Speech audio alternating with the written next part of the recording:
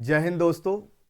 हमारे राष्ट्रगीत वंदे मातरम के 150 गौरवशाली वर्षों की यात्रा यहाँ पर हो चुकी है और निरंतर ये चलती जा रही है। इस उपलक्ष्य में भारत सरकार पूरे एक साल तक, ये जो पूरा साल है, बहुत सारे कार्यक्रम करने वाली है, इसके प्रति अवेयरनेस जगाने वाली है।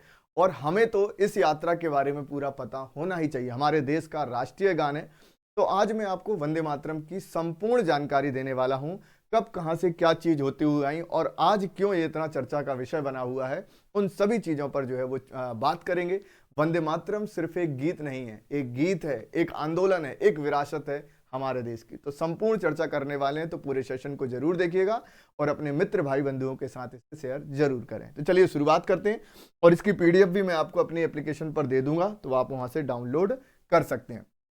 तो हम अपने देश के राष्ट्रीय गीत वंदे मातरम पर आज संपूर्ण चर्चा करने वाले हैं। अब ये जो है हमारे देश में भी चर्चा का विषय क्यों बना हुआ है, तो प्रधानमंत्री मोदी जी ने यहाँ पर घोषणा करी, सरकार ने घोषणा करी कि भैया वंदे मातरम के 150 वर्ष जो है वो यहाँ पर पूरे हो रहे हैं और हम एक साल तक इसमें लगातार बहुत सारे प्रोग्राम देश में कराने वाले हैं। अब ये वर्ष कब पूरे हुए हैं, तो 7 नवंबर 2025 को पूरे एक साल जो 150 साल वंदे मातरम के यहाँ पर हो चुके हैं। और ये अवसर है हमें अपने राष्ट्रीय गीत को याद करने का, उसके इतिहास को जानने का। हमें आम नागरिक होने के बावजूद भी ये चीजें पता होनी चाहिए। जो हमारा वंदे मातरम है, इसकी रचना 7 नवंबर 1875 को हुई थी और उस दिन था अक्षय नवमी का दिन, है ना। तो 7 नवंबर 1875 नवमी के दिन, अक्षय नवमी के दिन जो है वो भारत के राष्ट्रीय गीत वंदे मातरम की रचना होती है और इसकी रचना करते हैं बंकिम चंद्र चट्टोपाध्याय जी। ध्यान रखिएगा, जो उस समय जो 19वीं सदी का भारत था उसके महान लेखक बंगाली भाषा में लिखते थे और साथ में संस्कृत भाषा में भी लिखा करते थे। हमें पता होना चाहिए कि पहली बार वंदे मातरम आखिर पब्लिश कब हुआ, प्रकाशित कब हुआ, तो यह हुआ था 7 नवंबर 1875। तब से लेकर आज तक 150 वर्ष इसके संपूर्ण हो चुके हैं। और उस समय बंग दर्शन नाम की पत्रिका यहां से निकलती थी, उसमें पहली बार 1875 में वंदे मातरम का प्रकाशन किया गया था। ध्यान रखें। उसके बाद बंकिम चंद्र चट्टोपाध्याय जी अपना एक उपन्यास लेकर आते हैं, जो कि सन्यासी विद्रोह उस समय हुआ था, है ना। ये भी उसी दौरान सन्यासी विद्रोह हुआ। उस विद्रोह को लेकर एक उपन्यास लिखते हैं जिसका नाम था आनंद मठ, और इस आनंद मठ को पब्लिश किया जाता है 1882 में। और जब इस आनंद मठ को लोग पढ़ते हैं तो इसके अंदर भी वंदे मातरम की रचनाएं जो है वो देखने को मिलती हैं। और जब इन रचनाओं को लोग पढ़ते हैं तो उनको कहीं ना कहीं ये फील होता है कि हमारे देश के लिए इतना बेहतरीन गाना यहाँ पर, गीत यहाँ पर लिखा गया है। और वो धीरे धीरे हर पढ़ने वाले, हर पाठक की जो है वो पहुंच तक पहुंच जाता है। ध्यान रखिएगा।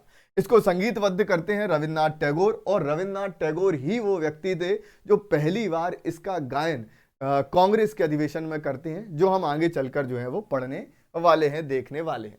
अब बात करते हैं कि इसको आधिकारिक पहचान का आखिर क्या चीजें इसमें हुई। तो आपको पता होना चाहिए, इसको लेकर विवाद बहुत बना था। विवाद इस चीज को लेकर बना था कि इसके जो पहले दो पद हैं वो तो ठीक है, उसके बाद में लोगों ने, या मुस्लिम लीग जो थी उसने मुद्दा उठाया कि भाई इसमें जो है वो देवी देवताओं की वो कर दी गई है, हम तो मानते नहीं, और वगैरह वगैरह। उस पर मैं नहीं जाऊंगा, इतना अच्छा मौका है क्यों वो सारी बातें करने का। तो उस विवाद के कारण कहीं ना कहीं कांग्रेस को, उस समय के लोगों को ये लगा कि हमें इसके आधे दो पद को बस लेना चाहिए, बाकी पदों को शायद छोड़ देना चाहिए। उस पर चर्चा करने के लिए 1837 में इसके शुरू के जो दो पद हैं, इसके लिए कांग्रेस का अधिवेशन बुलाया जाता है, चर्चा की जाती है और शुरुआत के दो पद ले लिए जाते हैं, जिसमें देश में बंटवारा ना हो कि भाई हिंदू मुस्लिम के नाम पर चीजें होना स्टार्ट ना हो जाएं। लेकिन इसके बावजूद भी चीजें बदली, ठीक है।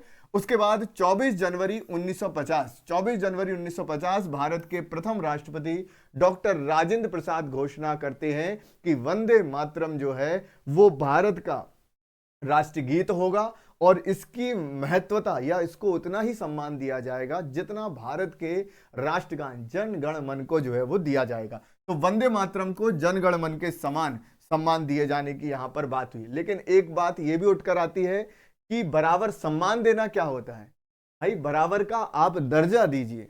जो कानून राष्ट्रगान के लिए बने वो राष्ट्रगीत के लिए नहीं है। राष्ट्रगीत आपको गाना जरूरी नहीं है और उसके बहुत सारी चीजें हैं जो बिल्कुल दी ही नहीं गई हैं कहीं पर भी। आप देखोगे कि राष्ट्रगान के लिए भारत के संविधान में भी लिखा गया है, आर्टिकल 51A अनुच्छेद 51A, जो कि ये कहता है संविधान में कि हमको जो है वो अपने राष्ट्रगान का सम्मान करना चाहिए। तो वो कर्तव्य बताया गया है, लेकिन उसमें यह नहीं लिखा कि हमें अपने राष्ट्रगीत का सम्मान करना चाहिए, जो कि होना चाहिए था। तो कहीं ना कहीं वो भी एक विवाद का विषय जो है वो यहाँ पर बन जाता है, जिस पर हम आगे अभी चर्चा करेंगे। उस समय जब पहली बार लोगों ने राष्ट्रगीत वंदे मातरम को सुना, ये गीत धीरे धीरे लोगों का अंग्रेजों के खिलाफ विद्रोह का स्वर बन गया। लोग जो है वो आते जाते हर समय इसे गुनगुनाया करते थे, और जब भी अंग्रेजों का विरोध करना हो तो लोग वंदे मातरम जो है वो उस समय किया करते थे। और इसी कारण से उस समय जो है वो क्या कर दिया गया, आप देखोगे 1896 के बाद 1905 के आसपास इस पर बैन लगा दिया गया कि कोई वंदे मातरम नहीं बोलेगा, वरना उसको जेल में डाल दिया जाएगा। ठीक है, और ये चीज कहीं ना कहीं भारतीयों को और ज्यादा जो है वो उत्तेजित कर देती है, और ये राष्ट्रीय आंदोलन बन जाता है उस समय वंदे मातरम। अभी मैंने आपको बताया 1896 कलकत्ता अधिवेशन होता है। रविन्द्रनाथ टैगोर पहली बार इसे राजनीतिक मंच पर जो है वो गाते हैं, कांग्रेस के मंच पर जो है वो गाते हैं, ध्यान रखिएगा। उसके बाद 1905 में जब बंगाल का विभाजन होता है, तो कहीं ना कहीं उस समय बंगाल के लोग और भारत के लोगों की आवाज बनता है वंदे मातरम। 1905 में वाराणसी अधिवेशन किया जाता है। ये वाराणसी अधिवेशन उस समय यदि आप देखोगे तो उस समय इसको औपचारिक रूप से अपना लिया गया कि जब भी कोई हम अधिवेशन करेंगे, कोई सभा करेंगे, कुछ भी करेंगे, उसमें वंदे मातरम का गायन जरूर किया करेंगे। ऐसा उस समय जो है वो शुरुआत हो जाती है।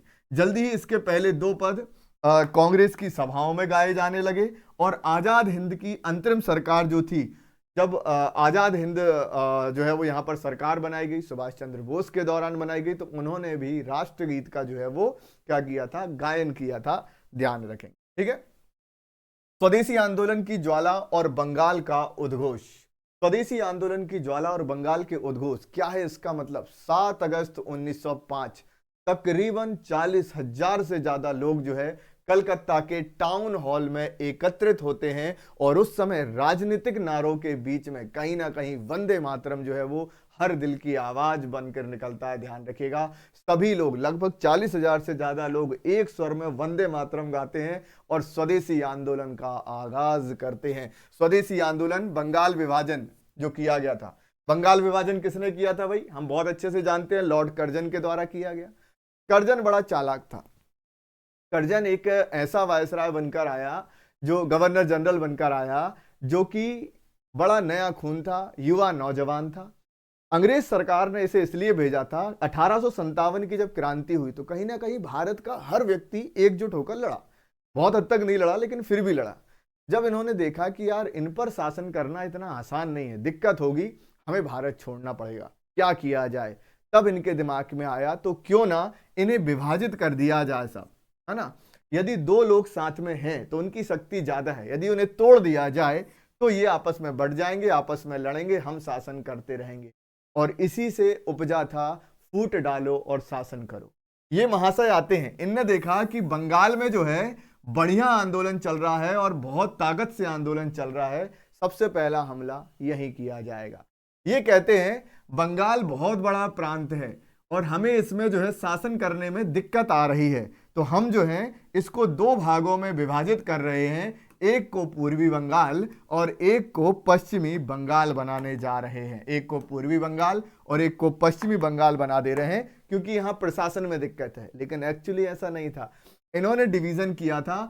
इस पूर्वी बंगाल में मुस्लिम आबादी ज्यादा थी, इसमें हिंदू आबादी ज्यादा थी, और जब दोनों को हम बांटेंगे तो ये दोनों आपस में लड़ेंगे।